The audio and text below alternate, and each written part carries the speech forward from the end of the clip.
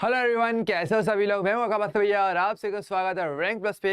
सो बच्चों, हमने सबसे पहला चैप्टर हमने स्टार्ट किया था रसायन विज्ञान की कुछ मूल अवधारणाएं, और आज इसका लेक्चर नंबर 3 होने वाला है। Okay, so first of all good evening, कैसे हो सभी लोग। हाँ, सो आई होप देखो आपको लेक्चर 1 और लेक्चर 2 आपको समझ में आया होगा।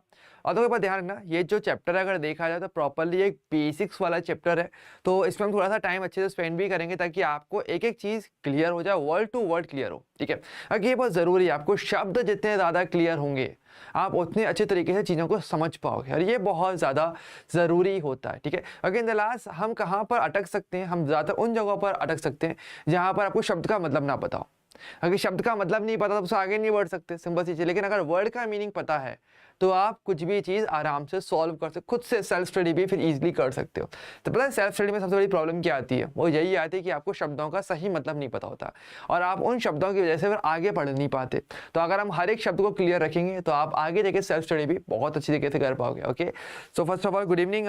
तो कैसे हो सभी लोग। तो आई होप आपको आपने थोड़ा अच्छे तरीके से रिवाइज किया होगा। और आज देखो, अगर हम बात करें तो आज हम नया टॉपिक स्टार्ट करने वाले हैं। ठीक है, चैप्टर का आज हम पढ़ने वाले बेसिकली रासायनिक संयोजन के नियम। ठीक है, ये क्या है, कौन से नियम हैं, किसने दिए थे, कैसे दिए थे, यहाँ से कैसे क्वेश्चन आते हैं आपके एग्जाम के अंदर, सब पूरे डिटेल में हम बात करने वाले हैं।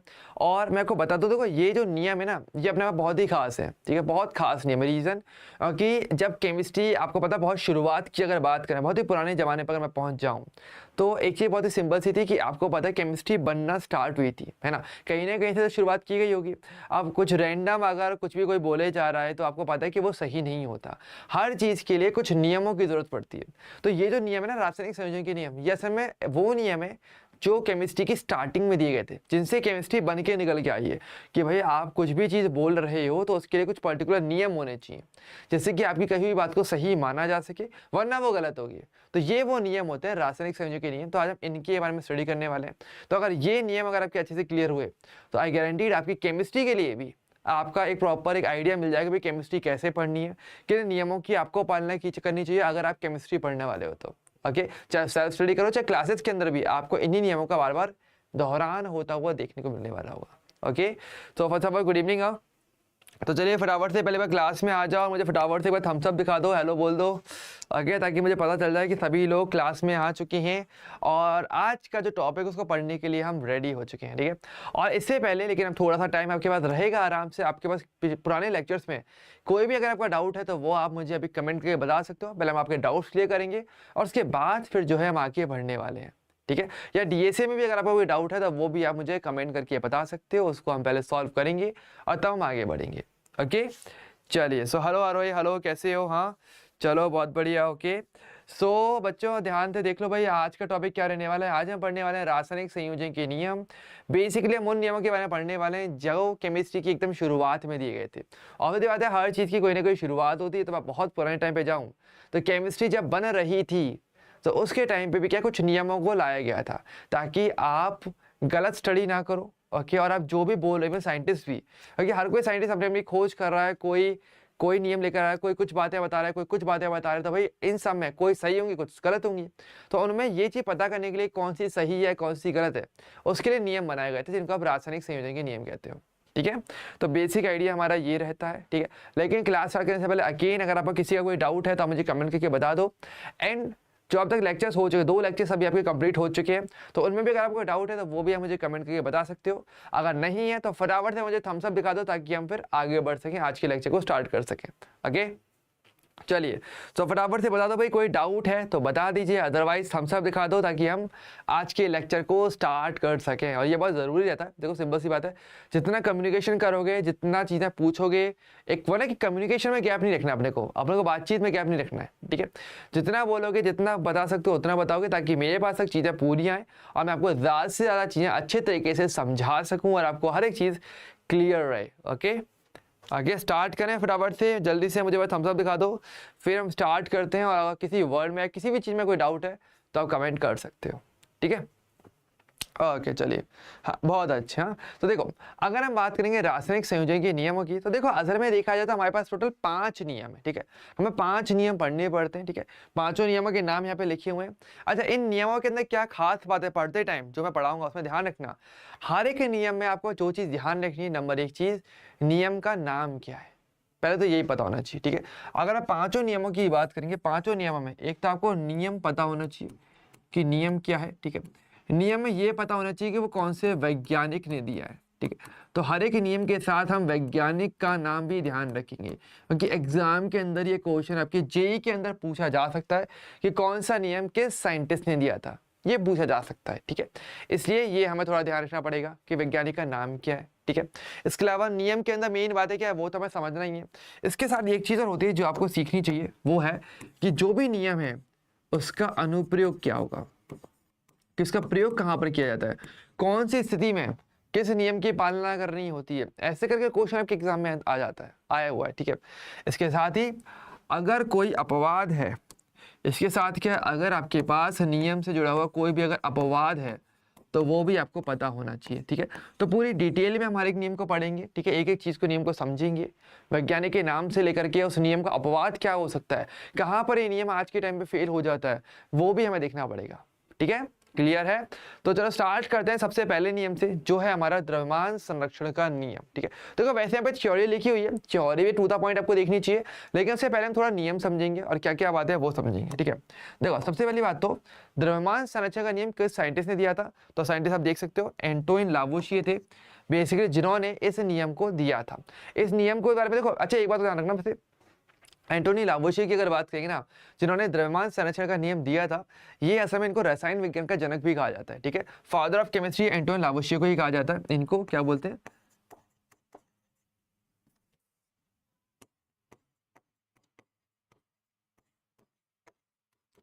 एंटोनी लावोशिए, इनको रसायन विज्ञान का जनक भी कहा जाता है, ठीक है।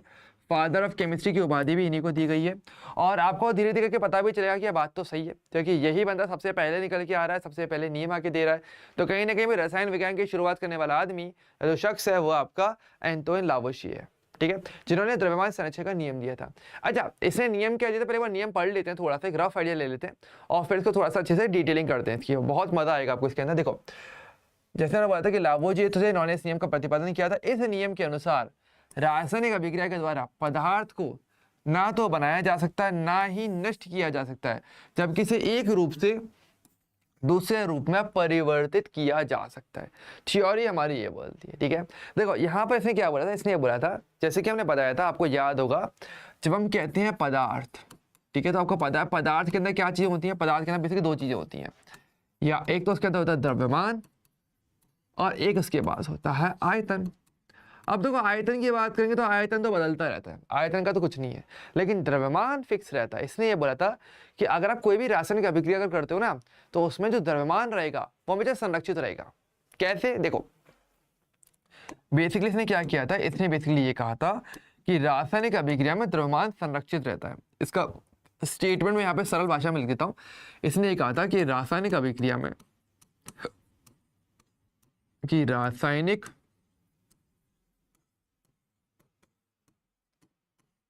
रासायनिक अभिक्रिया में क्या रहता है, आपका द्रव्यमान संरक्षित रहता है, द्रव्यमान संरक्षित रहता है, ठीक है।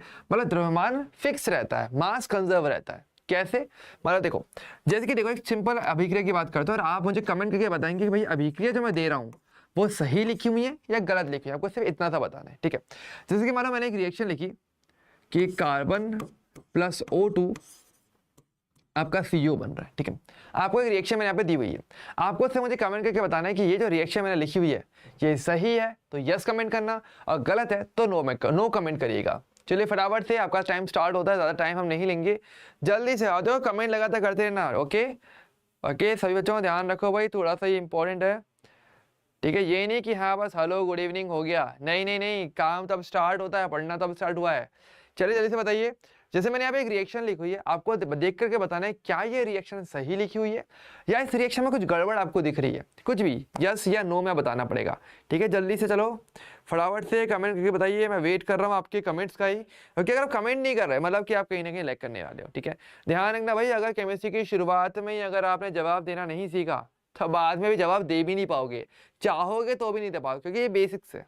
इसको छोड़ना मतलब कि आप केमिस्ट्री छोड़ रहे हो, आगे तो हमें ये नहीं करना है। ठीक है, आपने को चीजें पूरी क्लियर रखनी है। चलिए जल्दी से बताइए, जल्दी से फटाफट से। ओके जल्दी से बताओ भाई, इसका आंसर क्या आएगा? ये रिएक्शन सही लिखी हुई है या यहाँ पे कुछ गलती है? हाँ क्या लगता है? मैं कमेंट देख रहा हूँ, लगातार मैं वेट कर रहा हूँ कि कमेंट आए। ओके हाँ बिल्कुल, तो ये देखो ये रिएक्शन असल में गलत दी हुई है। क्यों? क्योंकि आप बोलोगे भैया यहाँ पर देखो एक ऑक्सीजन जो है ना वो असल में कम हो चुका है, क्योंकि देखो हमारे पास लेफ्ट साइड में एक कार्बन था, राइट में एक कार्बन है, यहाँ पर दो ऑक्सीजन है, यहाँ पे एक ही ऑक्सीजन है, मतलब एक ऑक्सीजन खत्म हो गया। इसका मतलब क्या हो गया कि मेरा एक ऑक्सीजन हमने स्वयं से ही नष्ट कर दिया है। ठीक है, लेकिन हम जानते हैं क्या ये रिएक्शन सही है? तो आप बोलोगे ये रिएक्शन गलत दी हुई है। ठीक है, क्यों? क्योंकि यहाँ पे एक ऑक्सीजन हमने स्वयं से नष्ट कर दिया है। ठीक है, अच्छा चलो एक रिएक्शन और देते हैं, उसमें मुझे बताना है कि वो सही है कि गलत है। Example number second. ठीक है, ये तो आपका फर्स्ट हो गया। मान लो कि आपको दिया हुआ है यही सेम रिएक्शन C+O2, आपको दिया हुआ है CO2 प्लस मैग्नीशियम। क्या मैंने अब इस रिएक्शन को सही लिखा है? अब बोलोगे भैया अभी भी रिएक्शन देखा था, अब भी ये गलत है। क्यों? क्योंकि तो कार्बन तो इधर था, इधर भी है, ऑक्सीजन यहाँ पे था, यहाँ भी है, दो ऑक्सीजन, लेकिन यहाँ पे मैग्नीशियम नहीं था, आपने रिएक्शन में खुद से मैग्नीशियम बना दिया है। तो अगर देखा जाएगा तो ये वाली रिएक्शन भी गलत दी हुई है ना? तो यानी कि हमने क्या किया, पहली रिएक्शन गलत इसलिए थी क्योंकि हमने स्वयं से ही किसी एक पदार्थ को नष्ट कर दिया था, इसलिए गलत था। यहाँ पर ये गलत इसलिए क्योंकि हमने स्वयं से ही पदार्थ को बना दिया था, तो ये भी गलत है। तो अगर देखा जाए तो इसमें क्या बोला था, यही तो बोला था कि किसी रासायनिक अभिक्रिया के द्वारा पदार्थ को ना तो बना सकते हो स्वयं से, ना ही स्वयं से नष्ट कर सकते हो। हाँ, उसे रूपांतरित कर सकते हो। जैसे पता है कि रिएक्शन में क्या हो रहा है, मतलब कार्बन है, देखो एक्चुअल रिएक्शन, सही रिएक्शन क्या होगी, ये कार्बन प्लस O2 हो और आपका CO2 बन जाए, तो ये सही है। आपको पता है रिएक्शन कौन सी है? बेसिकली हम यहाँ पे कार्बन का दहन करवा रहे हैं। रिएक्शन क्या है मेरा यहाँ पे,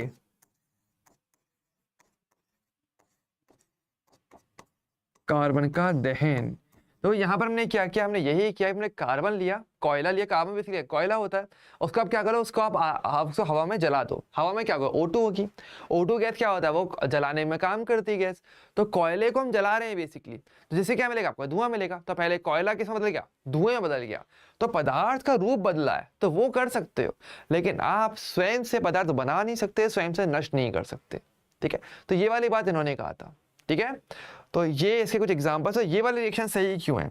अगर पदार्थ का रूपांतरण हो सकता है, वो ठीक है, कार्बन था, यहाँ पे CO2 मिल गया, ये समझ में आ रहा है, लेकिन आप स्वयं से नष्ट नहीं करोगे, स्वयं से कुछ बनाओगे भी नहीं। यही आपके द्रव्यमान संरक्षण का नियम कहलाता है। ठीक है, ओके। और यहाँ पर बेसिकली अगर बात करेंगे इसके अनुप्रयोग की, तो इसका अनुप्रयोग भी है। देखो इसका प्रयोग कहाँ पर होता है? बेसिकली इसका प्रयोग होता है रासायनिक अभिक्रिया संतुलन में। रासायनिक अभिक्रिया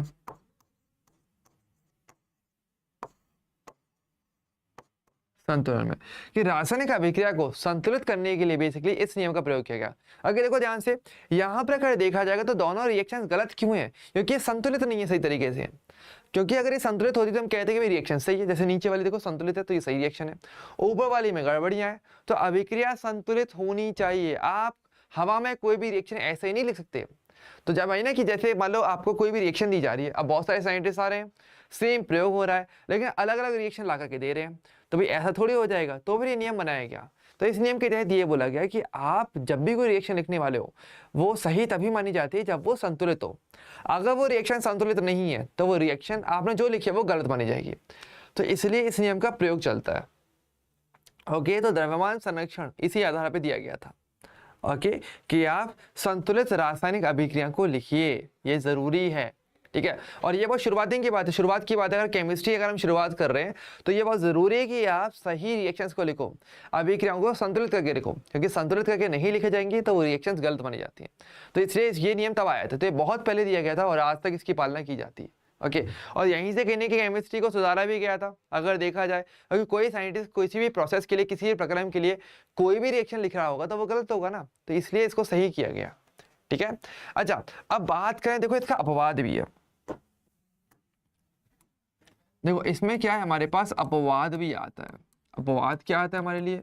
अपवाद हमारे लिए ये है, अपवाद की अभिक्रिया होती है मेरी नाभिकीय अभिक्रिया।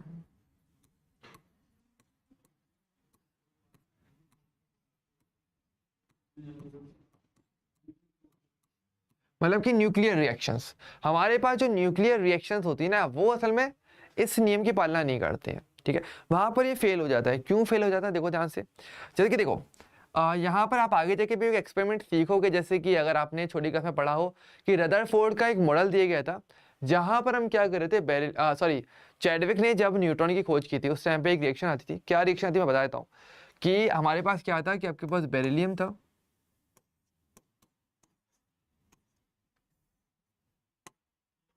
ये क्या आपका न्यूट्रॉन, बेरिलियम, ये क्या बेरिलियम, बी आपका बेरिलियम होता है, ये बेसिकली आपका न्यूट्रॉन। न्यूट्रॉन बेसिकली वो कण जो आपको पता है कि नाभिक के अंदर पाया जाता है ना, परमाणु के अंदर जो नाभिक होता है उसमें न्यूट्रॉन प्रोटॉन रहता है। तो मैं न्यूट्रॉन की बात कर रहा हूँ यहाँ पे। तो यहाँ पे 2 न्यूट्रॉन इसने लिए थे और जब रिएक्शन हुई तो आपको कार्बन मिलता है। ठीक है, इस प्रकार से।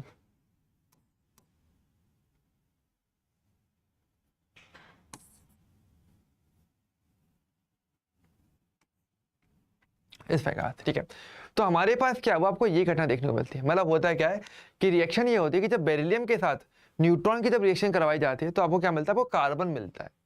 ये वाली बात देखने को मिली।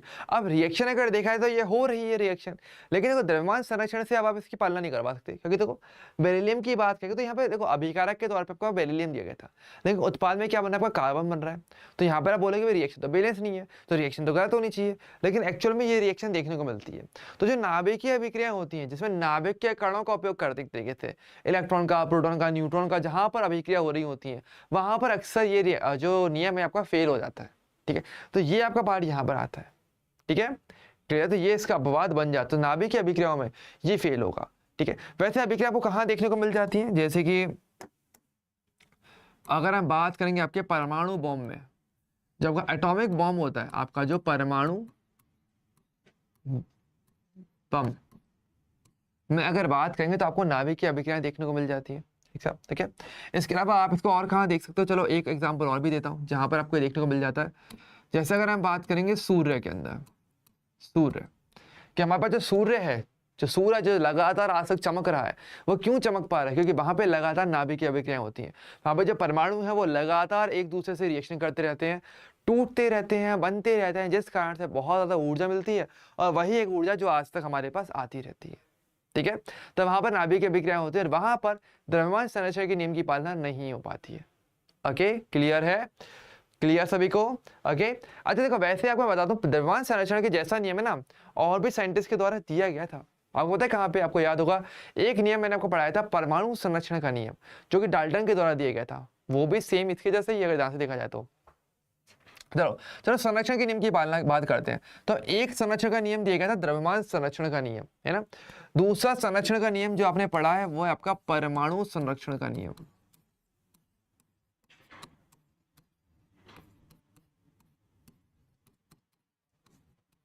ठीक है, परमाणु संरक्षण का नियम एक ये दिया गया था, जो बेसिकली दिया गया था आपके जॉन डाल्टन के द्वारा, जो कि आपके जॉन डाल्टन के द्वारा दिया गया था। ठीक है, जहां पर भी यही बोला गया था कि परमाणुओं को आप स्वयं से नहीं बना सकते, स्वयं से नष्ट नहीं कर सकते, है ना। तो वो आपका परमाणु संरक्षण का नियम था। अच्छा, संरक्षण का एक नियम आप और भी जानते हो, मैं बता देता हूँ। एक नियम पता है और कौन सा जानते हो? एक आपने नियम पढ़ा होगा ऊर्जा संरक्षण का नियम।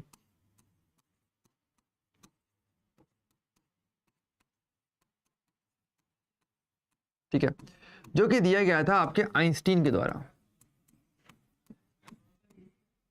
ठीक है, सो आइंस्टीन के द्वारा जो है आपका ऊर्जा संरक्षण का नियम दिया गया था। ठीक है। अब ये नियम क्या बोलता है, ये नियम भी सेम ये बोलता है कि ऊर्जा संरक्षित है। आप ऊर्जा को स्वयं से नहीं बना सकते, नष्ट नहीं कर सकते, परंतु एक रूप से दूसरे रूप में परिवर्तित कर सकते हो। तो वो भी क्या ऊर्जा संरक्षण का नियम है, ठीक है। हालांकि तो इसकी सिमिलर बातें अगर आपने थोड़ी बहुत, अगर किसी ने अगर भगवत गीता पढ़ी हो तो उसको भी आइडिया होगा। जैसे बोला भी गया पुराणों में कि जैसे श्री कृष्ण भगवान कहते हैं, जब वो अर्जुन को उपदेश देते हैं, कहते हैं ना कि जब अर्जुन को बोला जाता है कि भाई ये तो तुम्हारा परिवार है पर तुम्हें इससे फाइट करनी पड़ेगी, अर्जुन मना कर रहा है कि भाई ये तो मेरा परिवार है, अपने परिवार से मैं कैसे युद्ध कर सकता हूँ, ये तो मेरे सारे अपने लोग हैं। तो तब श्री कृष्ण उसका बोलते भी अर्जुन को कि भाई ये सब क्या आत्माएं हैं, ठीक है। तो कुछ नहीं होता, आत्माएं होंगी तो ये जाएंगे तो वापस मेरे पास आ जाएंगी और मैं इनको अगेन आगे किसी और दूसरे शरीर में ट्रांसफर कर दूंगा। तो आत्मा क्या है, आत्मा ऊर्जा है। तो उसने ये तो बोला ना कि भाई ऊर्जा ये सब कुछ नहीं है, तो ये बस एक रूप से, ये बस एक शरीर के अंदर बंधी हुई है, दैट्स इट। और मैंने एक रूप से जब ये यहाँ से जाएंगे तो दूसरे रूप यानी दूसरे शरीर में मैंने ट्रांसफर कर दूंगा, दैट्स इट। यही उन्होंने श्री कृष्ण भगवान ने कहा था अर्जुन को, और उसने कहा था भाई कर्म करो। तो मैं भी ये कहता हूँ भाई तुम कर्म करो, ठीक है। रासायनिक अभिक्रिया में क्या होता है, बेसिकली ओवरऑल ऊर्जा होती है जो एक रूप से दूसरे रूप में जा रही होती है। जैसे कि एक बहुत सिंपल एग्जांपल, जैसे कि आप हीटर का एग्जांपल ले सकते हो। हीटर कैसे चलता है, हीटर में हमारे पास विद्युत ऊर्जा आती है और हीटर क्या बदलता है, इस विद्युत ऊर्जा से ऊष्मा निकालता है, तो ऊष्मीय ऊर्जा में से परिवर्तित करता है। तो हो गया ना ऊर्जा रूपांतरण। तो ऊर्जा रूपांतरित होती रहती है, आप उसको खुद से नहीं बनाते हो, आप उसे खुद से नष्ट नहीं कर सकते, बल्कि एक रूप से दूसरे रूप में ऊर्जा बदलती है। और फिर यही कहा जाता है कि ब्रह्मांड की जो ऊर्जा है वो हमेशा फिक्स होती है। एक ब्रह्मांड के अंदर जितनी ऊर्जा है वो फिक्स है, आप उसको खुद से नहीं बना रहे हो, उसे नष्ट नहीं कर रहे, बस ब्रह्मांड की ऊर्जा को एक रूप से दूसरे रूप में बदल रहे होते हो, दैट्स इट। यही हमारा टास्क है। जैसे कि सोलर पैनल की बात करेंगे, सोलर पैनल में क्या होता है, सूर्य की ऊर्जा आती है, उससे विद्युत बनती है। तो सूरज की ऊर्जा, सौर ऊर्जा को हमने विद्युत ऊर्जा में बदल दिया। विद्युत ऊर्जा को आप आगे अलग अलग रूप में परिवर्तित करते हो, फिर तो हम ऊर्जा रूपांतरण करते हैं। ओके, सो यही बेसिकली ऊर्जा संरक्षण का नियम था जो कि आइंस्टीन के द्वारा दिया गया था, ठीक है। तो ये वाली बात थी जो काफी इंपॉर्टेंट। तो संरक्षण के नियम हमारे पास तीन आते हैं केमिस्ट्री के अंदर देखा जाए तो। एक हमारे पास द्रव्यमान संरक्षण का नियम आता है जो पहला देखते हो, जो कि एंटोइन लावोशी ने दिया था, रसायन विज्ञान के जनक। और इसके अलावा दूसरा जो संरक्षण का नियम पढ़ते हैं वह आपका परमाणु संरक्षण का नियम, जो कि जॉन डाल्टन ने दिया था, जो हम पहले पढ़ चुके हैं। और तीसरा ऊर्जा संरक्षण का नियम है जो कि आइंस्टीन ने दिया था, जिसका उपयोग आप फिजिक्स में भी पढ़ते हो कहीं ना कहीं, है ना। लेकिन ऊर्जा संरक्षण के नियम का उपयोग आगे केमिस्ट्री में भी किया जाता है, ये बहुत ज्यादा इंपॉर्टेंट है, ठीक है। तो इसका हमें थोड़ा सा ध्यान रखना चाहिए, ठीक है। तो इसमें कभी कंफ्यूज मत होना, ऊर्जा संरक्षण का नियम है, संरक्षण के नियमों में कौन कौन से संरक्षण के नियम है और किस साइंटिस्ट ने दिए थे, थोड़ा जरूरी है, ठीक है। तो ये हमारा सबसे पहला नियम था। तो पहले मुझे बता दो भाई सबसे पहले कि यहाँ तक का क्लियर है कि कौन कौन से नियम दिए गए थे, कैसे कैसे दिए गए थे। किसी को भी किसी भी वर्ड में किसी भी चीज में डाउट है तो आप आराम से बचा तो थोड़ा रीड कर सकते हैं, मैं साइड में हट जाता हूँ, थोड़ा सा देख लीजिए आराम से।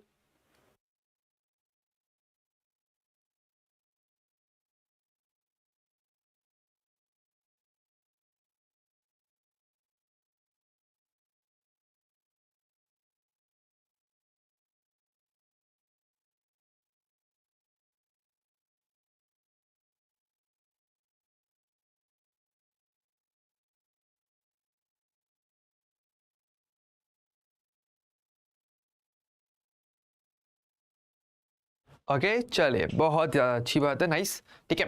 तो ये हमारा सबसे पहला नियम हो गया। तो चलो नियमों पर टिक लगा दो, चलते हैं ना। तो पहला नियम हमारा कंप्लीट हमने कर लिया, दैट्स इट, ठीक है। चलो कलर चेंज कर देते हैं, ग्रीन कलर।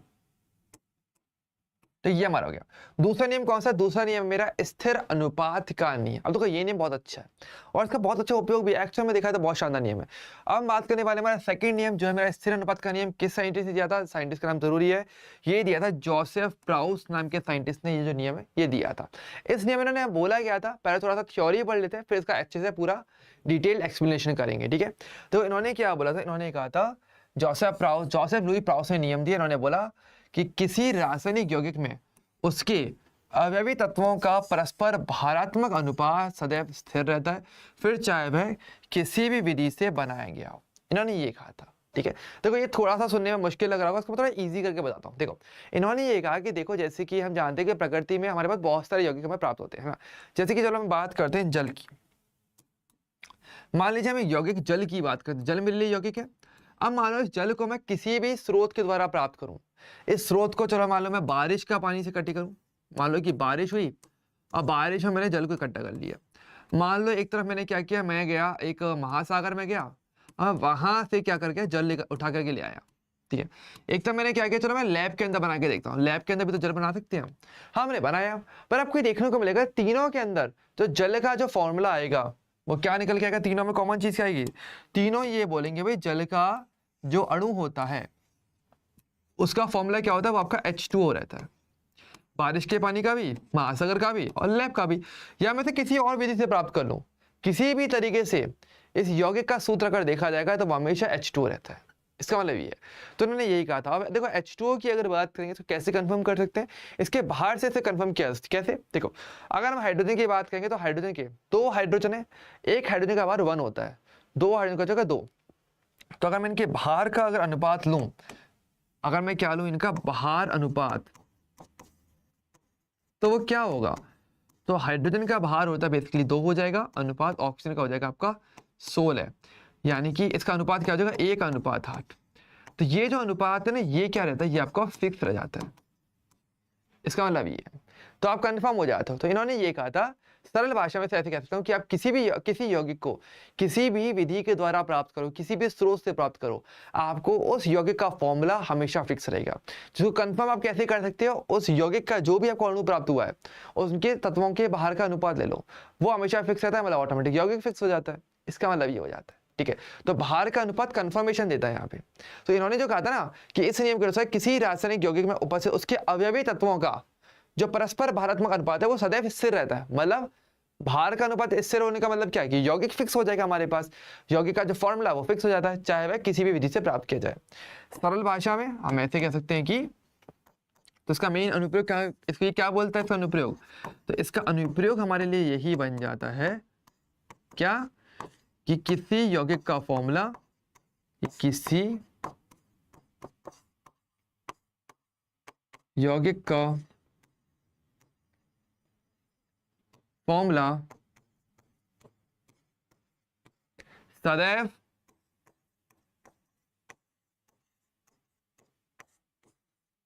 फिक्स होता है, वो हमेशा फिक्स होगा, आप उसे बदल नहीं सकते। जैसे कि अब जैसे कि वही वाली बात है, तो ये चीज कहाँ पे निकली पता है, ये कब आया, ये प्रॉब्लम पता है तब बनी जब मतलब साइंटिस्ट आ रहे हैं भाई, हर कोई मान लो जैसे जल के अणु का फॉर्मूला निकाल रहा है, ठीक है। अब वही किसी देश में हमारे जल के अणु का फॉर्मूला निकाला गया, उन्होंने बोला कि जल के अणु का फॉर्मूला H3O होता है। कोई आके बोला कि नहीं जल के अणु का फॉर्मूला तो भाई H2O होता है किसी दूसरे देश में, कहीं खोजा के मान लो बोला कि H2O होता है। अब ऐसे में तो कंफ्यूजन बन गया ना कि भाई सही फॉर्मूला कौन सा है, या हर कोई जल बना रहा है और जल के अलग अलग फॉर्मूले लाके दे रहा है भाई, कभी बोला H3O, कभी बोला कि H3O2 होता है, तो रैंडमली फॉर्मूले आ रहे हैं जल के।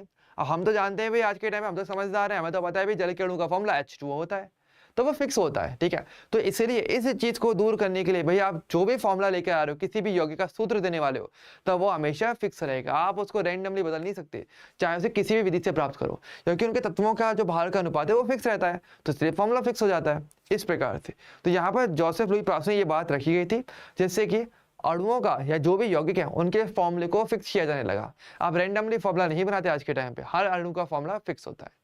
तो ये वाली बात इन्होंने बताई थी जो काफी शानदार थी, स्टार्टिंग में बताई गई थी तो चीजें क्लियर भी की गई थी। ओके क्लियर, तो बस इतना था फॉर्मूला, तो बहुत ही सिंपल सा था स्थिर अनुपात का नियम। तो अब देखो नाम है स्थिर अनुपात, वैसे इसका एक नाम और भी, इसको निश्चित अनुपात का नियम भी कहते हैं, ठीक है। ओके इसको क्या बोलते हैं, स्थिर अनुपात कह लो या फिर आप निश्चित अनुपात भी कह सकते हो। ओके इसका नाम अलग अलग आ जाता है पर कंफ्यूज होने की जरूरत नहीं, दोनों का मतलब एक ही होता है ना। तो ये था मेरा स्थिर अनुपात का नियम। ओके क्लियर है, तो चलो सेकंड वाला नियम हो गया हमारा क्लियर। जल्दी से फटाफट से मुझे बता दो भाई सेकंड वाला क्लियर है। तो ये हमारा सेकंड वाला नियम था स्थिर अनुपात का नियम, ठीक है। अच्छा अगला नियम कौन सा, अगला नियम मेरा गुणित अनुपात का नियम। अब ये नियम क्या बोलता है, चलो तीसरे नियम पे आके देखते हैं तीसरा नियम क्या बोलता है। हर एक नियम की अपनी अपनी विशेषताएं, कुछ फायदे भी हैं, ठीक है। अच्छा उससे पहले हाँ स्थिर अनुपात के नियम में देखो एक बात और भी आती है, इसका एक अपवाद भी आता है। देखो इसका अपवाद कहां पर आता है,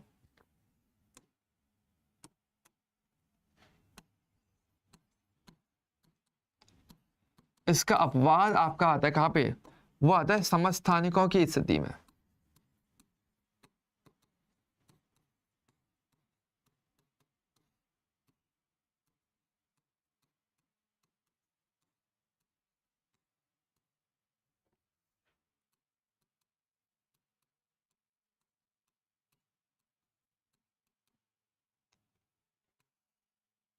समस्थानिकों की स्थिति में, इसका प्रॉब्लम बनता है। कैसे बनता है देखो समझो।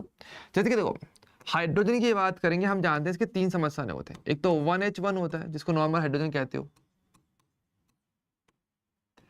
एक होता है आपका 1H2 मतलब परमाणु भार 2 होगा जिसको ड्यूटेरियम कहते हो, एक होता है इसका 1H3 जिसको क्या ट्रीटियम कहते हैं। ठीक है, अब क्या होता है भाई, इन तीनों का जो भार है अलग अलग है। अब मान लो इन तीनों का अगर मैं ऑक्साइड बनाऊं यानी कि H2O बनाऊं, कैसे देखो, अगर मान लो मैं तीनों के केस में H2O बनाऊं तो इधर क्या बनेगा आपका सिंपल H2O बनेगा, यहाँ पर बनेगा आपका D2O बनेगा, यहाँ पर बनेगा आपका T2O बनेगा। ठीक है, अब देखो देखा जाए तो हमारे पास तीनों बार मैंने क्या किया, तीनों ही देखो जल क्या होता है, जल भी हाइड्रोजन का ऑक्साइड ही होता है। अगर हम बेसिकली अगर बात करेंगे जल यौगिक की अगर बात की जाए तो जल होता क्या असल में, जल बेसिकली आपका हाइड्रोजन का ऑक्साइड ही तो होता है, और है ही क्या, ये हाइड्रोजन का ऑक्साइड होता है। ठीक है, तो देखो अब यहाँ पर देखा देखो तीनों ही हाइड्रोजन है, नॉर्मल हाइड्रोजन भी हाइड्रोजन होता है, ड्यूटेरियम भी हाइड्रोजन ही है, तो हाइड्रोजन है ना, नाम उसका अलग से दे क्या हो गया, है तो हाइड्रोजन ही। यहाँ पर ट्रीटियम बोलते हो पर है तो हाइड्रोजन ही ना लास्ट। तो ये तीनों भी हाइड्रोजन के ऑक्साइड है, लेकिन इनके बाहर का अनुपात अब अलग अलग आएगा। क्योंकि तो यहाँ पर क्या होगा अनुपात आपका, इसका तो 1 होता है तो ये आपका 2:16 चल रहा है, इसका चल रहा होगा ड्यूटेरियम का तो बाहर 2 होता है एक ड्यूटेरियम का, तो 2 ड्यूटेरियम का होगा 4 हो गया, यहाँ पे 4:16 हो जाएगा। यहाँ पर ट्रीटियम का 3 होता है तो यहाँ पे 6 हो जाएगा, तो 6:16। लेकिन आप देखोगे तो यहाँ पर क्या हो जाएगा आपको समान, यहाँ पर हम क्या बोले आपको क्या देखने को मिलेगा, असमान अनुपात। तो यहाँ पर आपको क्या देखने को मिलता है, असमान अनुपात देखने को मिल जाता है। तो अनुपात समान नहीं हो पाते इसलिए फेल हो जाता है, समझे। तो अब कायदे से क्या होना चाहिए था भाई, हर कोई हाइड्रोजन का ऑक्साइड है तो ऐसे में तो हर किसी का अनुपात 2:16 होना चाहिए था। लेकिन अब जैसे समझताने का गए तो कंफ्यूजन बन गया, क्योंकि अब तत्वों का भार अलग अलग हो गया, सेम तत्व लेकिन अलग अलग भार आ गया, तो वैसे में अनुपात क्या हो गया, वो अलग अलग हो गया, तो ये फेल हो गया। इसमें क्या बोला था कि तत्वों का परस्पर भारात्मक अनुपात समान होना चाहिए। अब हाइड्रोजन ड्यूटेरियम ट्रीटियम तीनों एक ही तत्व होते हैं, एक ही तत्व है, पर परमाणु भार अलग अलग हो गया ना, तो ऐसे में फेल होता हुआ दिख गया, इसलिए ये नियम यहाँ पे बाद बन जाता है इसका। लेकिन स्टार्टिंग में देखा जाए या अभी तक देखा जाए मोस्टली केस में ये फॉलो होता है, लेकिन जहाँ पर भी समझताने की ये बात आ जाए वहां पर ये फेल हो जाता है। ओके क्लियर, तो ये आपका इसका अपवाद भी है, काफी इंपॉर्टेंट है, ध्यान रखना बहुत इंपॉर्टेंट। ठीक है, अच्छा तीसरे की बात करते हैं। तीसरा मेरा बहुत ही शानदार नियम है जो कि मेरा था कौन सा, आपका गुणित अनुपात का नियम। किस साइंटिस्ट ने दिया था, तो ये साइंटिस्ट का नाम सभी लोग जानते हो, इस बंदे को हर कोई जानता है, इसका नाम क्या है आपका, जॉन डाल्टन। ध्यान रखना जॉन डाल्टन ही है ये साइंटिस्ट, और कोई नहीं है, तो कंफ्यूज मत हो जाना कौन सा बंदा आ गया हमारे पास। ये एक ही आदमी हमारे पास कई बार आता है, ये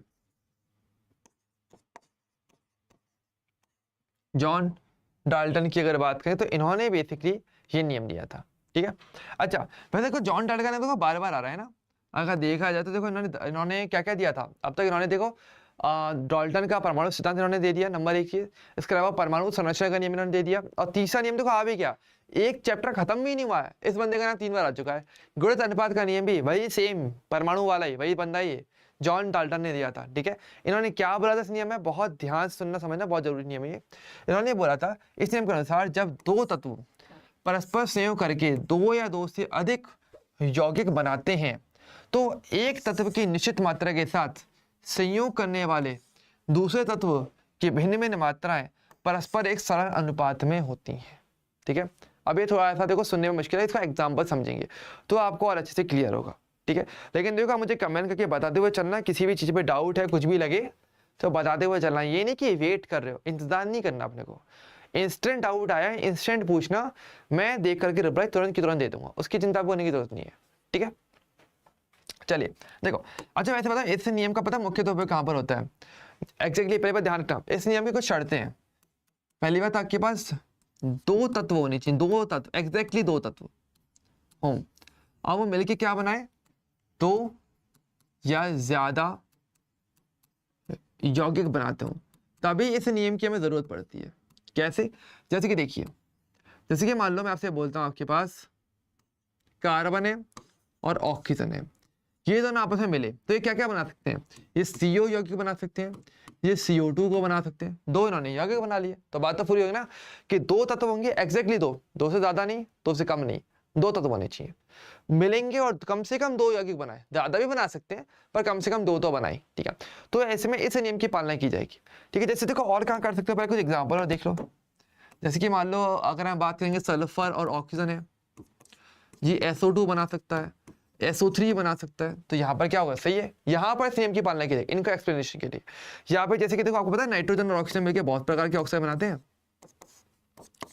वो N2O, NO, NO2, N2O3, N2O5, इस प्रकार से नाइट्रोजन और ऑक्सीजन जब मिलते हैं तो 5 प्रकार के ऑक्साइड बनाते हैं। तो बात तो भाई होगी ना कि दो तत्व होंगे और मिल करके दो या ज्यादा यौगिक को बनाएंगे। जैसे यहाँ पर तो बहुत सारे यौगिक बन जाते हैं, इसी प्रकार से फास्फोरस के भी काफी सारे यौगिक बन जाते हैं, उसके ऑक्साइड काफी सारे बनते हैं, है ना। तो कुछ एग्जांपल्स है जो मैंने आपको दिखाए। अब यहाँ पर होता है कि यहाँ पर आपको जादू देखने को मिलता है। क्या जादू देखने को मिलेगा कि देखो, अब नियम एक बार थोड़ा सा देख लेते हैं। चलो, नियम ने क्या बोला कि जब दो तत्व होंगे मिल करके संयोग करके दो या ज्यादा यौगिक हमने बना लिए, बनाते हैं, तो एक तत्व की मात्रा निश्चित हो, एक तत्व की निश्चित मात्रा के साथ। तो जैसे कि देखो यहाँ पर देखो दोनों ही केसेस में अगर मैं लेके चलूंगा तो कार्बन मेरा फिक्स है, यहाँ पर जितना कार्बन है उतने कार्बन यहाँ पर है, क्योंकि कार्बन की संख्या बराबर है ना। एक कार्बन का वजन 12 होता है, तो यहाँ पर भी 12 कार्बन है और यहाँ पर भी 12 ग्राम कार्बन, और यहाँ पर भी आपके पास 12 ग्राम कार्बन है, ठीक है, क्योंकि एक कार्बन का वजन 12 होता है, ठीक है। तो ऐसे में अगर एक तत्व की निश्चित मात्रा के साथ संयोग करने वाली जो दूसरा तत्व आया, दूसरे तत्व की भिन्न भिन्न मात्राएं एक सरल अनुपात में होती हैं। सिंपल सी बात है, यानी कि दूसरा तत्व कौन है मेरे यहाँ पे, ऑक्सीजन। अब देखो ऑक्सीजन की मात्रा अलग अलग है, यहाँ पर ऑक्सीजन मेरे पास 16 ग्राम है और यहाँ पे इसका डबल है यानी कि 32 ग्राम है, ठीक है। लेकिन अगर मैं इनका अनुपात लूं, अगर मैं क्या लूं, इसका ले लूं अनुपात, तो वो क्या हो जाएगा आपका 1:2 आएगा। 16 और 32 का अनुपात क्या होता है आपका 1:2, और ये क्या हो जाएगा, ये अनुपात बेसिकली हमेशा एक सरल अनुपात होता है। सरल संख्याओं में अनुपात आपको देखने को मिल जाता है, ठीक है। बस यही इसका नियम, और कुछ भी नहीं है, बहुत सिंपल सी बात बोली इसने। तो इसने ये नियम पता कब आया, इस नियम की जरूरत तब पड़ गई जब आपके तत्व मिलकर के ज्यादा यौगिक बनाने, एक दो ही तत्व होंगे लेकिन मिलकर के ज्यादा प्रकार के यौगिक बना रहे हैं, ऐसे तब आपके इस नियम की पालना की जाती है, ओके। तो इसने बस यही बोला कि तत्व जुड़ने वाले, तो अगर एक तत्व की मात्रा अगर फिक्स कर दी जाए तो बचे दूसरा तत्व है उसका अगर आप बाहर का अनुपात लोगे तो हमेशा एक सरल अनुपात प्राप्त होगा, यानी आपको एक सरल पूर्ण संख्या वाला अनुपात देखने को मिलेगा। अनुपात कैसा है, पूर्ण संख्या का, ओके। तो ये वाली बात यहाँ पर निकल के आ जाती है, ठीक है। अब देखो पॉइंट क्या है कि भाई पता है आपको लगेगा भैया ये तो बहुत ही कॉमन सी बात है, ऐसा तो होना ही चाहिए, लेकिन मैं बताऊं कि यार ऐसा आज के टाइम पे नहीं है, इसके भी अपवाद हैं। कैसे अपवाद है, थोड़ा देखो ध्यान से। देखो यहाँ पर अगर बात करेंगे तो हमारे पास इसका अपवाद देखने को मिल जाता है, ठीक है। इसका अपवाद कहां पर आता है, इसका अपवाद है आपका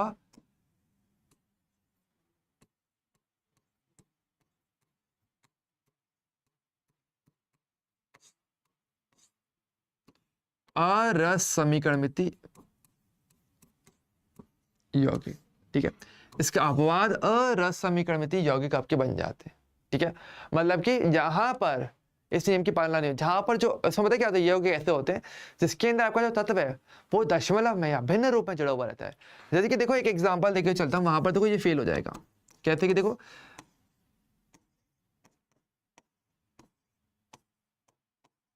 अब जैसे कि देखिए मैंने यहाँ पे एक यौगिक लिखा हुआ है La, इसके लैंथेनम तत्व को कहते हैं, ठीक है। तो La 1.3 O 3.2, O तो ऑक्सीजन हुई क्या। अब देखो यहां पर अगर आप अनुपात लेके चलोगे तो क्या होगा, ये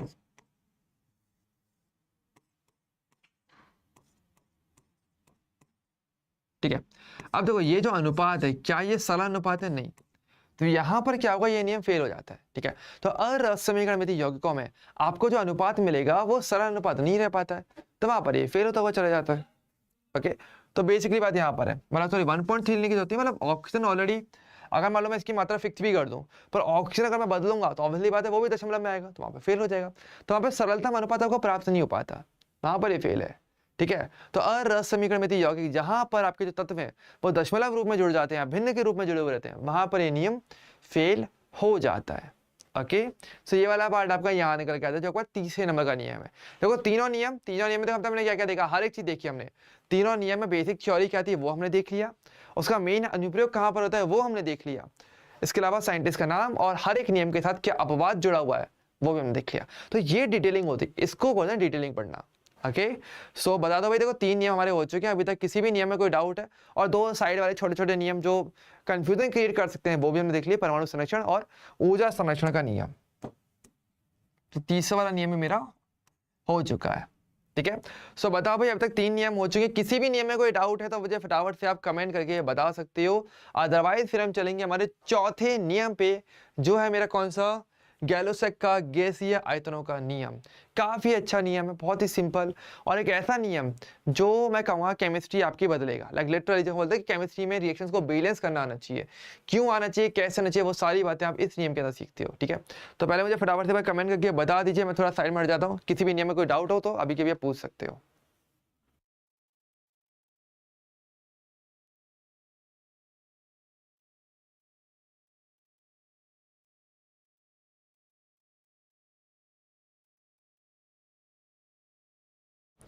ओके, चलिए बहुत ही बढ़िया। हाँ, तो ये हमारा गैलोसैक का गैसीय आयतनों का नियम। चलो अब इसकी शुरुआत करते हैं कि ये नियम क्या है और इसकी पहचान कैसे की जा सकती है।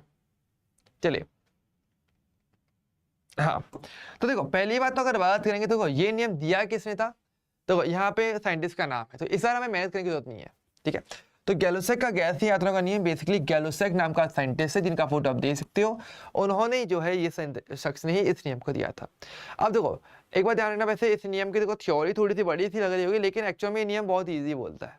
क्या बोलता है तो समझते। देखो इस नियम में ये बोला गया था, इस नियम का प्रतिपादन फ्रांसीसी वैज्ञानिक गैलोसैक ने किया था। इन्होंने बोला था कि ताप व दाब की समान परिस्थितियों में जब 2 या 2 से अधिक गैसों की क्रिया कराई जाती है, क्रिया करती हैं, तो संयोग करके बनने वाली गैसों के आयतनों में एक सरल अनुपात होता है, और इन क्रियाओं में यदि उत्पाद भी अगर गैसीय हो, गैसीय उत्पाद हो, तो बनने वाले उत्पाद का आयतन भी क्रियाकारी गैसों के साथ एक सरल अनुपात में होता है। इन्होंने ये कहा था, ठीक है। अब देखो सुनने में थोड़ा सा मुश्किल लग रहा होगा, इसको मैं थोड़ा एग्जांपल समझाता हूँ, एक झटके में क्लियर हो जाएगा। देखो कैसे, देखो इन्होंने बेसिकली बात की थी गैसीय अभिक्रियाओं के लिए। गैसीय अभिक्रिया क्या होती है, मतलब जिनमें अभिकारक की गैस अवस्था में होता है और उत्पाद भी गैस में हो तो और भी अच्छा है, ठीक है। तो मान लीजिए जैसे कि मान लो मैं एक सिंपल सा एग्जांपल लेके चल रहा हूँ, ठीक है। मैं ले रहा हूँ एक प्रक्रम होता है जिसका बोलते हो हैबर प्रक्रम। ये जो प्रक्रम है ना, ये बेसिकली आपके अमोनिया बनाने का प्रक्रम है, मतलब कि N2 + 3H2 आपका मिलके 2NH3 अमोनिया का बनाता है, ठीक है। अब देखिए आपको अगर ध्यान से देखोगे तो मैंने रिएक्शन को देखो बैलेंस करते हुए लिखा है, तो ध्यान रखना ये बहुत जरूरी है। और साथ में मैं चलो यहाँ पे इनकी अवस्थाओं को भी प्रदर्शित करता हूँ। ये भी गैस अवस्था है, ये भी गैस अवस्था में, और ये भी आपकी गैस अवस्था के अंदर दिया हुआ है, ठीक है। तो कंप्लीटली तौर पर देखा है तो मैंने क्या दिया हुआ है, गैसीय अभिक्रिया,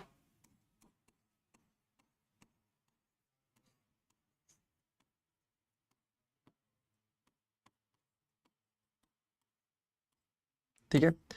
तो मैंने बेसिकली क्या यहाँ पर एक गैसीय अभिक्रिया दी हुई है, ठीक है। हमें क्या दिया हुआ है, गैसीय अभिक्रिया यहाँ पर दी हुई है, ठीक है। अब पॉइंट यहाँ पर ये निकल के आता है भाई, अब इस नियम क्या बोलता है। देखो एक शब्द मैं आपको अभी सिखाना चाहूंगा, वैसे आगे भी वो आएगा, लेकिन ये शब्द अभी पता रहे तो और अच्छा है। आपने देखा होगा कि अभिक्रिया को जब संतुलित करते हो तो आप अलग अलग अंकों का उपयोग करते हो। जहां पर कोई अंक नहीं होता आपको पास उसको आप 1 मान के चलते हो, है ना। तो यहाँ पर हम जिन नंबर्स का यूज करते हैं अभिक्रिया को संतुलित करने के लिए, इनको बोलते हो रस समीकरण मिति गुणांक। तो अगर ध्यान से देखा जाए तो देखो यहाँ पर ये तो ना 1, यहाँ पर आपको ये 1 दिख रहा है, ये तो 3 है, ये 2 है, ये सब क्या करें, ये बेसिकली वो अंक है जो रिएक्शन को बैलेंस करते हैं, ठीक है। तो अभिक्रिया को जो नंबर बैलेंस करते हैं ना, उस नंबर को आप क्या बोलते हो, रस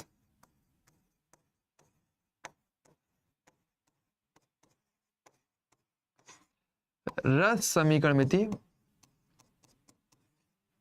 गुणांक। इसको रस समीकरण मिति गुणांक जो है वो कहा जाता है, ठीक है। इसे आप क्या कहते हो, रस समीकरण मिति गुणांक कहते हो, ओके। अब देखिए समझिए, यहाँ पर बहुत सिंपल सी बात है। देखो इन्होंने इसको ऐसे कह सकता हूँ कि मैं सरल भाषा में ये कहूँ तो आप ये कह सकते हो कि आपके पास जो भी रासायनिक अभिक्रिया दी हुई ना, वो हमेशा अगर उसकी आयतन अगर आपको दिया हुआ है, गैसीय अभिक्रियाओं का आयतन दिया हुआ है, तभी का आयतन दिया हुआ है गैसों का, तो हमेशा वो इस अनुपात को फॉलो करेगा, यानी वो आयतन हमेशा 1:3:2 में होगा। कैसे देखो समझो, मान लीजिए एक एग्जांपल के तौर पे मान लो कि नाइट्रोजन के आपको 10 लीटर दिए हुए हैं कि 10 लीटर नाइट्रोजन है, ठीक है। तो और तो ऐसे पता है हाइड्रोजन कितना होगा, तो हाइड्रोजन आपको 30 लीटर दिया जाएगा, और अगर ये गैस है तो ये आपका 20 लीटर बनेगा। मैं डायरेक्टली बता सकता हूँ कैसे। देखो हमने पता क्या किया, हमने यहाँ पे ये किया कि मैंने हर एक गैस का आयतन बताया।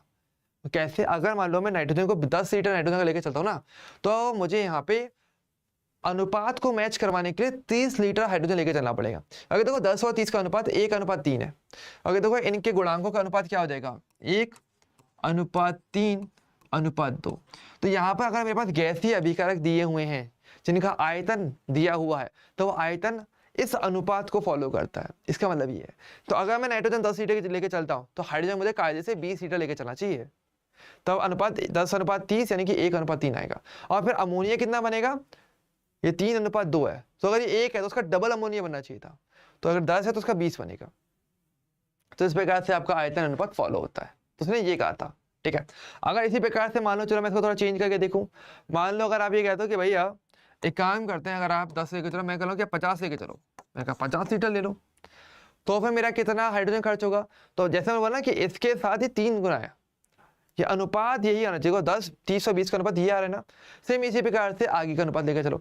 अगर ये 50 लीटर है तो ये मेरा 150 लीटर होना चाहिए, क्योंकि 50 और 150 का अनुपात 1:3 निकल के आता है। और ये कितना होना चाहिए फिर आपका, ये 100 लीटर होना चाहिए। अगर देखो फिर ऐसे में देखो तीनों का अनुपात देखोगे तो 1:3:2 आएगा। तो उसने यही बोला था कि गैसीय अभिक्रियाओं में अगर मैं ताप को फिक्स कर रहा हूँ, तो अगर इनके सभी का आयतन दिया हुआ है, तो आयतन हमेशा एक निश्चित सरलतम अनुपात में है। और ये अनुपात कौन सा होता है, ये अनुपात होता है रस समीकरणित गुणांक का अनुपात, ये इनका अनुपात है। तो उसने ये कहा था, ठीक है। अब पढ़ोगे देखो, अब देखो एक बार क्लियर हो जाएगा। इसने ये बोला कि ताप और दाब की समान परिस्थितियों में जब 2 या 2 से अधिक गैसें क्रिया करती हैं, गैसीय अभिक्रिया हो रही है, तो संयोग करने वाली गैसों का आयतन में एक सरल अनुपात होता है। वो सरल अनुपात कौन सा होगा, वो रस समीकरणित गुणांकों का अनुपात होता है। और इन क्रियाओं में यदि उत्पाद भी गैस है तो वो भी उसी अनुपात के साथ चलती है। सिंपल सी चीज है, और यही वाली बात यहाँ पे मैंने बताई गई है, ठीक है। अच्छा, इसका मेन उपयोग कहाँ पर होता है, देखो ये स्पेशली इसका उपयोग कहाँ पर होता है, ये पहले ये समझिए। इसका अगर मेन अनुप्रयोग की बात करेंगे तो ध्यान, इसको देख करके आप कहाँ पहचान सकते हो, जब भी अगर आपसे गैसीय अभिक्रियाओं का जिक्र किया जाए तो हमेशा आपको इसी एक नियम की पालना करनी पड़ती है। तो गैसीय अभिक्रियाओं के लिए अब हमेशा गैलोसेक के गैसीय आयतनों का नियम लोगे, ठीक है। यहाँ पे तो इसको पहचानने का एक तरीका तो ये है, दूसरा तरीका ये है कि आपको गैस का आयतन दिया जाए, मतलब गैस या मतलब गैसीय अभिक्रियाओं के लिए, और साथ में अगर आपको यहाँ पे आयतन भी दे दिया जाए कि गैस अभिक्रिया हो रही है और आपको थोड़ा बहुत आयतन का अगर जिक्र हो रहा है, तब तो पक्का यही है, ठीक है। समझ जाना, अभिक्रिया में नाम में भी आ रहा है, देखो गैसीय आयतनों का नियम है। तो गैसीय अभिक्रिया में गैस का आयतन दिया हुआ, अभिकारक के उत्पाद का ऐसा जिक्र किया जाए क्वेश्चन के अंदर, तुरंत समझ जाने के भाई आपके पास गैलोसेक का गैसीय आयतनों का नियम की चर्चा की जा रही है।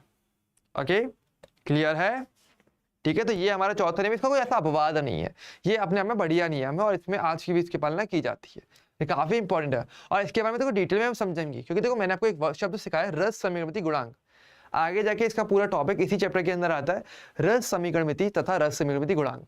तो वहां पे डिटेल में इस शब्द के बारे में और अच्छे से समझते हैं, लेकिन हाँ एक बेसिक आइडिया आप भी लेकर चल सकते हो, ठीक है। हालांकि चीज सेम ही है, तब बाद में बताऊं अभी बताऊं, एक ही बात है। ओके, क्लियर है। तो यहाँ पर जो है देखो हमारा ऐसे करके हमारा चौथा नियम हमारा कंप्लीट हो जाता है, ठीक है।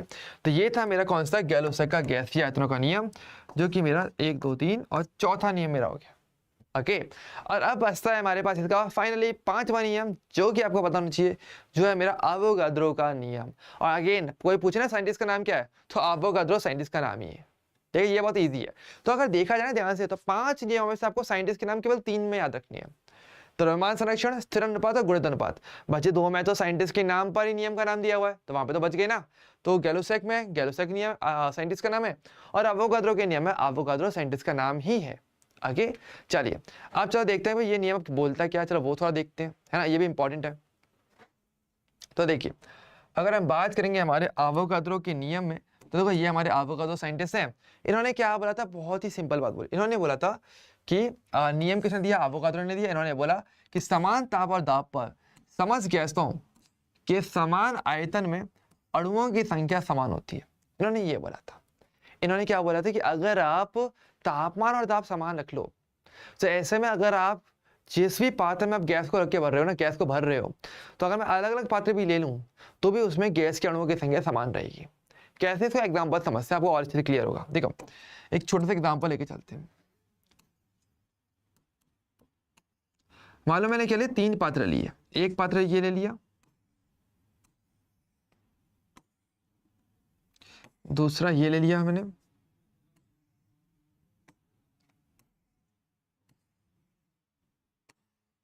तीसरा पात्र हमने ये ले लिया। ठीक है, हमने बेसिकली 3 पात्र जो है हमने ले लिए।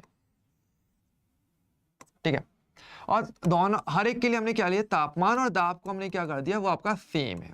हर एक के लिए टेम्परेचर और प्रेशर की वैल्यू सेम दे रखी है, बिल्कुल सेम, कहीं पर कोई चेंज नहीं है। बस हमने फर्क क्या किया, देखो तीनों में हमने क्या किया, गैसें अलग अलग भरी हैं। ठीक है, एक में मान लो मैंने हीलियम गैस भर दी, एक में मैंने हाइड्रोजन गैस भर दी, एक में मैंने यहाँ पे CO2 गैस भर दी। ठीक है, तीनों मैंने अलग अलग गैसें भर दी है। ठीक है, अब मैंने यहाँ पे ये बोला क्या कि तीनों का, अगर मैं ये बोलूँ कि अगर मैं तीनों का आयतन 10 लीटर इसका लूँ, इसका आयतन देखो तीनों का आयतन मैं समान कर रहा हूँ।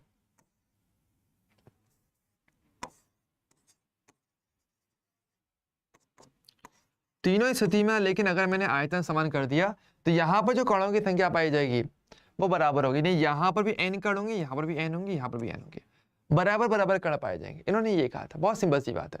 तो इन्होंने ये कहा कि मतलब आप अगर अणु अलग अलग भी हैं, अलग अलग गैसें हो, कोई फर्क नहीं पड़ता, लेकिन कणों की संख्या, तापमान और दाब समान करोगे और आयतन अगर बराबर दिया जाए, समान आयतन का पात्र दी जाए, तो तीनों में चाहे कोई भी गैस हो, कोई फर्क नहीं पड़ता। इसका फॉर्मूला क्या है, संख्या बराबर आएगी। तो इन्होंने ये कहा था।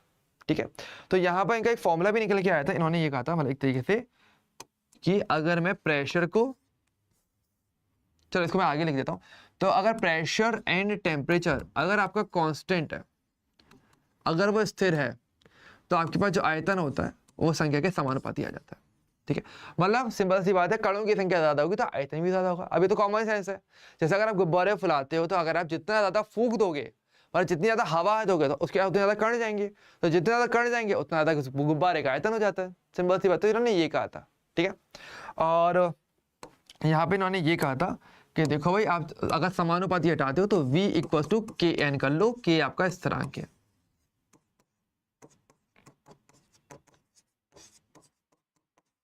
ठीक है, V क्या है आपका आयतन हो जाएगा बेसिकली, और N क्या है आपकी बेसिकली कणों की संख्या। ठीक है, अगर आप चाहो तो यहाँ पे ग्राफ भी बना सकते हो। तो यहाँ पे ग्राफ समानुपाती का बनता है। कैसा ग्राफ बनता है कि एक तरफ मैं N लूं, एक तरफ मैं ले लूं V, तो ऑब्वियसली बात है अगर 0 से शुरुआत करेंगे तो मतलब कणों की संख्या 0 है, मतलब अगर कोई कण ही नहीं है तो आयतन 0 होगा, और कणों की संख्या बढ़ेगी तो आयतन बढ़ता चले जाता है। तो इसका ग्राफ बिल्कुल सीधा बनता है, इस बिल्कुल सीधा सा ग्राफ बनता है। सिंपल सी चीज है, ईजी पार्ट है। ओके, क्लियर है? क्लियर सभी को? जल्दी से मुझे बता दो फटाफट से थम्स अप करके। तो इसका बहुत ही सिंपल सा नियम है, ये नियम एवोगाड्रो ने दिया था।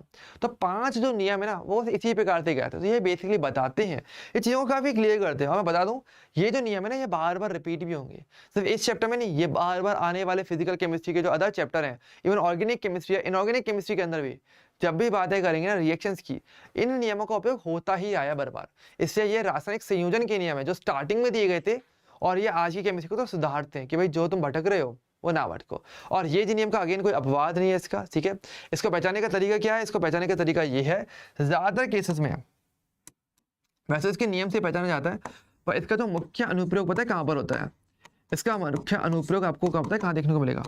वह आपको देखने को मिलेगा आदर्श गैस के लिए।